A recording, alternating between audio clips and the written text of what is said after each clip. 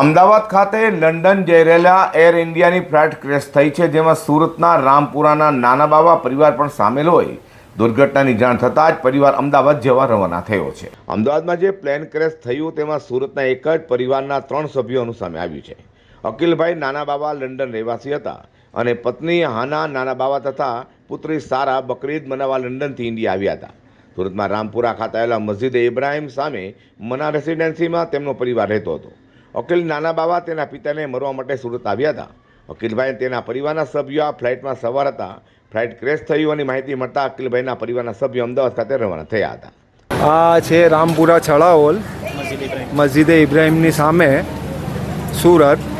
અહીંયા અમારા મોલ્લાના એક વડીલ છે જે મના રેસિડેન્સીમાં રહે છે, અબ્દુલ્લાભાઈ નાના બાવા.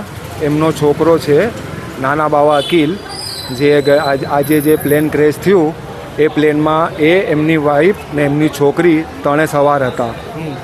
એ લોકો ત્રણેય જણા અહીંયાથી ગઈકાલે અમદાવાદ જવા માટે નીકળ્યા હતા ને આજે એ લોકોનું પ્લેન હતું અમદાવાદ ટુ લંડન. જે પ્લેન આજે ક્રેશ થયું એ પ્લેનમાં એ પોતે પેસેન્જર હતા.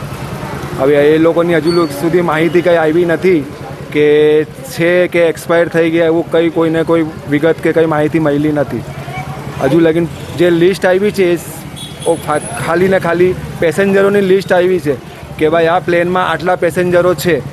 અમદાવાદ ખાતે એર ઇન્ડિયાની ફ્લાઇટ ક્રેશ થવાની ઘટનામાં અનેકો નિર્દોષોના મોત નીપજ્યા હોય તમામને G24 ન્યૂઝ દ્વારા શ્રદ્ધાંજલિ આપવામાં આવી છે.